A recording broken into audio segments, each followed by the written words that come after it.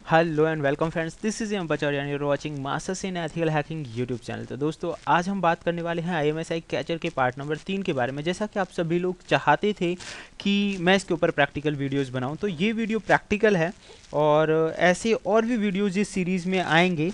उम्मीद करता हूँ ये वीडियो आपको पसंद आएंगे। अगर आपको थोड़ा अजीब लग रहा हो कि पार्ट नंबर 2 में मैं आपको बता चुका हूँ कि कोई भी IMSR कैचिंग डिवाइस को कैसे कैच कर सकते हैं, जो कि मैंने आपको प्रैक्टिकल बताया था। अगर आप ये वीडियो फर्स्ट टाइम देख रहे हैं तो इसके पहले और दूसरा जो पार्ट है उसका लिंक आपको डिस्क्रिप्शन में मिल जाएगा, वो आप देख सकते हैं। तो बहुत इंपॉर्टेंट ये टॉपिक है, ऐसा नहीं है, that is not just a simple trick कि मैं एक छोटी सी ट्रिक बता दूँ, एक टूल बता दूँ जिससे आप हैक कर लेंगे। इसमें बहुत सारी चीज़ों और इंस्ट्रूमेंट्स की ज़रूरत होती है, इसीलिए मैंने इसकी सीरीज़ बनाना ज़रूरी समझा और ये उसी सीरीज़ का पार्ट नंबर 3 है। उम्मीद करता हूँ आपको पसंद आएगा और इन चीज़ों का आप इस्तेमाल इलीगल पर्पज़ या हैकिंग के लिए अगर करते हैं तो आप उसके लिए खुद रेस्पॉन्सिबल होंगे। एज़ यू नो कि ये चीज़ें गलत होती हैं और क्राइम होता है, तो जस्ट फॉर एजुकेशनल पर्पज़ इन चीज़ों के बारे में मैं आपको बता रहा हूँ। तो सबसे पहले हम जानते हैं कुछ चीज़ों के बारे में कि हमें अगर किसी की भी थर्ड पर्सन की कॉल रिकॉर्डिंग्स या फ़ोन्स पे नज़र रखनी है और सुनना है, तो उसके लिए एक इन्वायरमेंट जो सेट किया जाता होगा वो कैसे सेट करते होंगे। तो दोस्तों, यहाँ पे अब हम एक नॉर्मल इंस्ट्रूमेंट्स का इस्तेमाल कर रहे हैं। आपके पास होना चाहिए एक कंप्यूटर या PC, आप समझ ही गए होंगे, लैपटॉप हो या डेस्कटॉप हो। मिनिमम उसका 4 GB रैम होना चाहिए और कम से कम ड्यूअल कोर प्रोसेसर होना चाहिए। इन सब के अलावा आपके पास वर्चुअल बॉक्स या VMware जैसा वर्क स्टेशन प्लेयर होना चाहिए, जिसमें आप काल लिनक्स जैसी चीज़ों को डालकर प्रैक्टिकल कर सकें। GNU radio live SDR environment आपको सेटअप करना पड़ेगा। इसकी ISO फाइल होनी चाहिए, जो मैं आपको बता दूंगा। सिंपल IMSI कैचर पाइथन की एक स्क्रिप्ट, पाइथन की फाइल है, ये आपके पास होनी चाहिए और GRGSM लाइव मॉन होना चाहिए। तो ये सारी चीज़ें हैं। इन सब के अलावा एक USB DVB-T की इसकी आपको ज़रूरत पड़ेगी, ताकि सिग्नल और रेडियो फ्रिक्वेंसी आप सेट कर सकें, जो कि एंटीना के साथ आता है। अप्रॉक्स $15 से कम में ये आ जाएगा, लगभग अभी ज़्यादा में भी आते हैं। तो या तो आप हैक RF यूज़ करें या फिर USB DVB-T यूज़ करें। अब ये चीज़ें क्या हैं, इनके बारे में थोड़ा सा आपको डिटेल वाइज बता देता हूँ कि ये चीज़ें क्या होंगी। हालांकि वर्चुअल बॉक्स और ये सारी चीज़ें हम प्रैक्टिकल में आपको दिखाऊंगा, लेकिन थोड़ा हम समझ लेते हैं कि वास्तव में ये चीज़ें हैं क्या। तो दोस्तों, DVB-T डोंगल्स आते हैं, आप यहाँ इमेज में देख सकते हैं किस तरह का डोंगल्स है। और ये Realtek RTL 2832U इसका ये सीरियल नंबर है, आप एक तरह से इससे समझ सकते हैं। तो चीप होता है, तो आसानी से इनका जो मेनली है फ्रीक्वेंसी रेंज वगैरह सेट करने के लिए इसका इस्तेमाल किया जाता है। या फिर आप इसे कह सकते हैं ऑफिशियली अगर आप यूज़ करेंगे DAB प्लस FM, जो यानी कि FM मतलब फ्रीक्वेंसी मॉड्यूलेशन और डीमॉड्यूलेशन के लिए इसका इस्तेमाल किया जाता है। फ्रीक्वेंसी आपको मैनेज आप कई तरह से इससे कर सकते हैं। तो इसके ट्यूनर्स आते हैं मार्केट में, आप यहाँ देख सकते हैं। एलोनिक्स E4000 है, इसकी फ्रीक्वेंसी रेंज साइड में दे रखी है। 52-2200 मेगाहर्ट्ज़ का गैप ये मैनेज कर सकता है। तो आप अपनी ज़रूरत के हिसाब से कोई भी इसमें ले सकते हैं। प्रैक्टिकल में मैं आगे बताऊंगा। एक है हैक RF। वास्तव में हैक RF क्या है, मेरे हिसाब से अगर हम बात करें तो अब तक का सबसे ग्रेट स्कॉट गैजेट्स है, स्कॉट्स में इसे बनाया गया है, स्कॉटिश गैजेट्स आप इसे कह सकते हैं। Open source SDR platform software है, जो कि रेडियो पेरिफेरल्स का जो डेटा ट्रांसमिशंस होता है और जो डेटा रिसीव होता है रेडियो सिग्नल्स के जरिए, जिसकी रेंज है 1 मेगाहर्ट्ज़ से 6 गीगाहर्ट्ज़ तक, उसके लिए इसका इस्तेमाल किया जाता है। यानी कि रेडियो सिग्नल ट्रांसमिट और रिसीव करने के लिए इसका इस्तेमाल किया जाता है।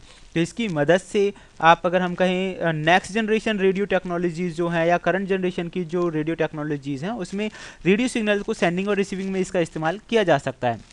ओपन सोर्स हार्डवेयर प्लेटफॉर्म है। ओपन सोर्स मतलब इजीली आप इसे इस्तेमाल कर सकते हैं और USB की फॉर्म में ये आता है। तो आप इसका पिक भी देख सकते हैं साइड में, एक रेंजिंग के लिए जो डिवाइस कनेक्शंस के लिए दिया गया है।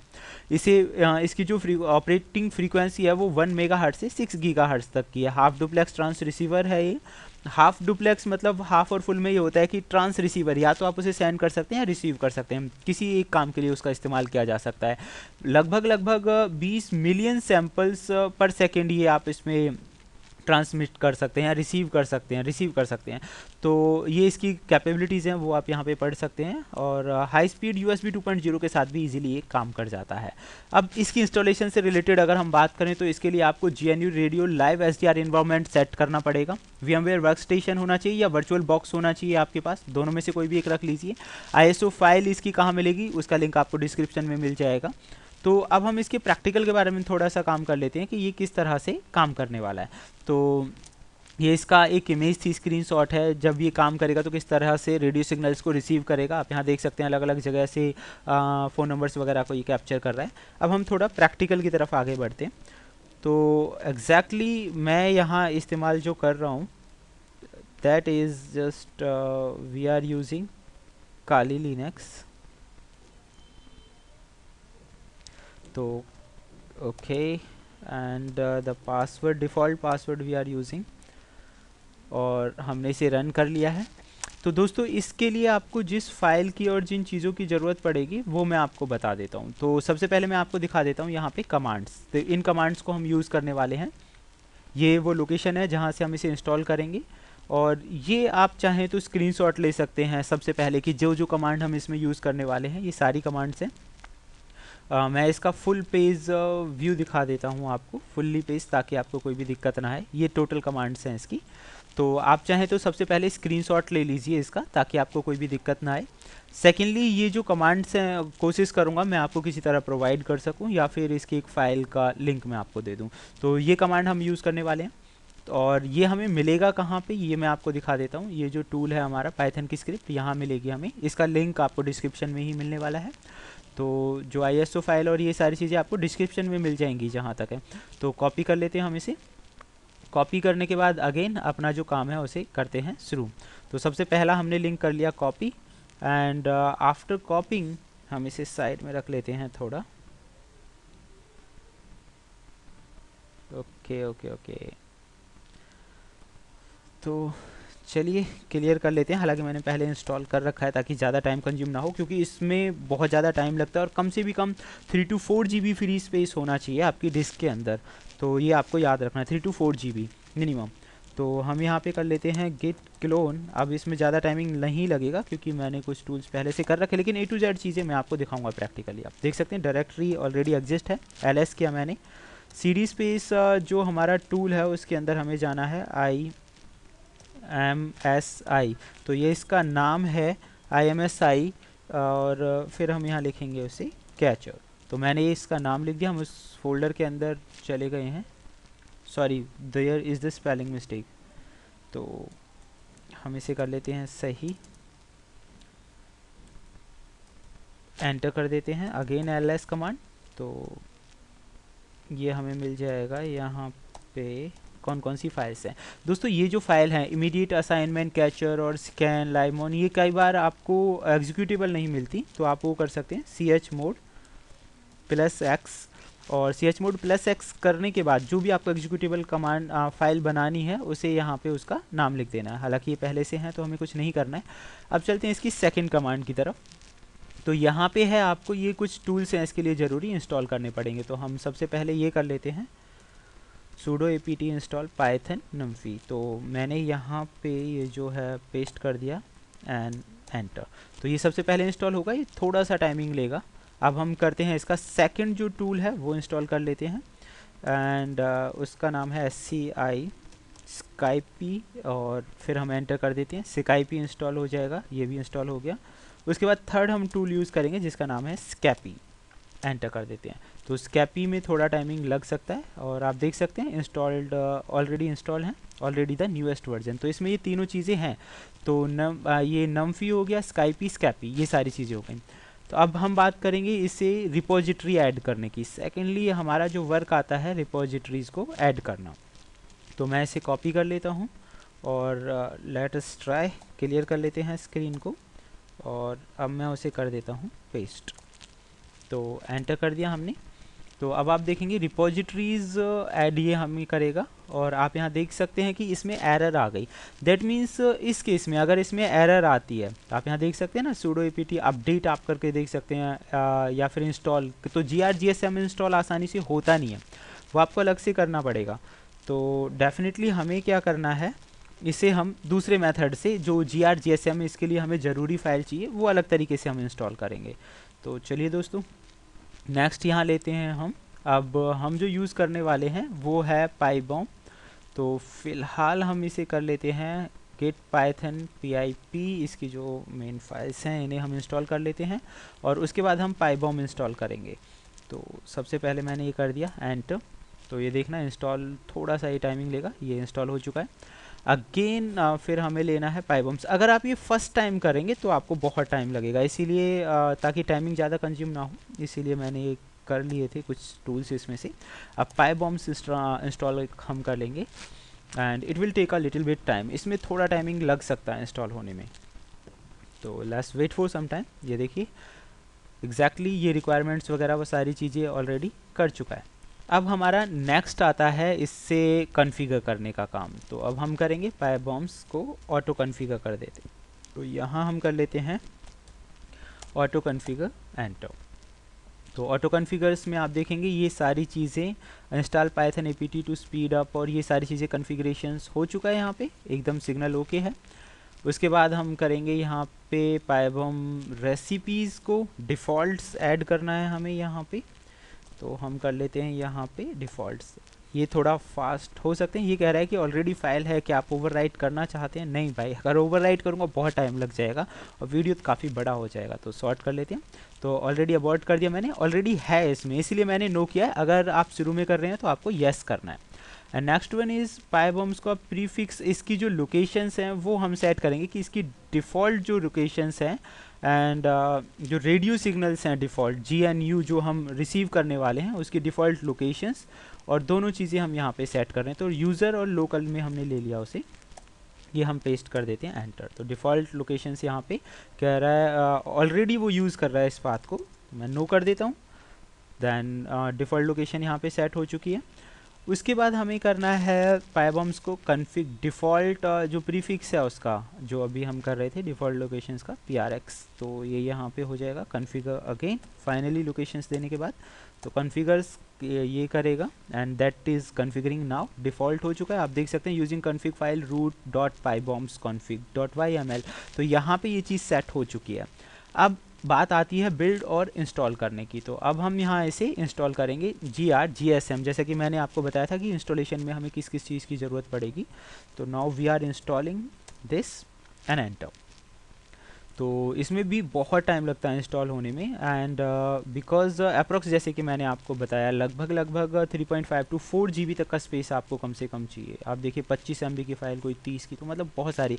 ये जो रेड कलर में आता है कुछ चीज़ें इंस्टॉल नहीं हुई, फिर ये ऑटोमेटिकली उन चीज़ों को इंस्टॉल करता है जो चीज़ें इसमें नहीं है, मतलब एक तरह से रिक्वायरमेंट्स को पूरी करने का ये काम करता है। तो इसमें थोड़ा टाइमिंग लगेगा GSM को इंस्टॉल होने में। एंड उसके बाद बात आएगी हमारी जो मेन टूल है उसे रन करना।